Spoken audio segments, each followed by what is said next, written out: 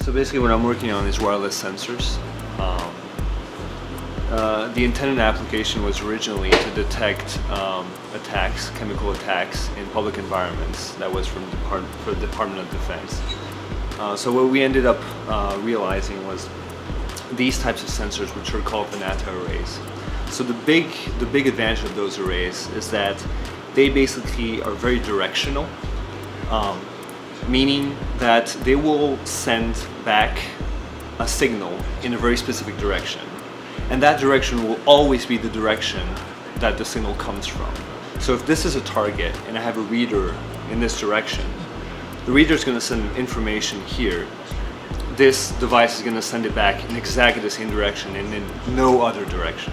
So what that does, it operates as somewhat of a laser, right? And so what you achieve with this, you achieve extremely long ranges. So this has no chip, it's printed, it's a sticker, right?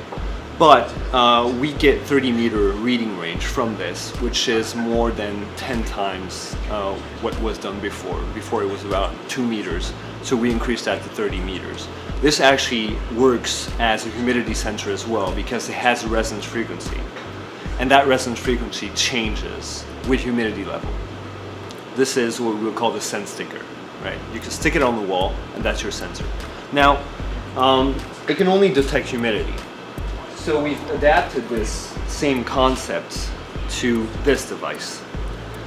This device is essentially the same thing, except for now we have another sensor here that's printed with carbon nanotubes that detects ammonia. And this sensor is actually the first demonstration of integration of RFIDs at millimeter waves, which are the frequencies used for 5G. So this is a convergence of Internet of Things, IoT, and 5G networks. So you can use 5G base stations, aim them at those sensors, and get detection back without using any battery. This is completely operated thanks to a small solar cell. And now what we're going to do is integrate more sensors in the same interface, so that on the same device we will be able to detect maybe 10 chemicals at the same time. Usually, for typical RFIDs, you have a central antenna, and it sends in all directions, and then what we call the tag receives it and sends back in all directions. Meaning a lot of the power is lost because you're not aiming correctly. Here, almost none of the power is lost, either on the reader side or on the tag side.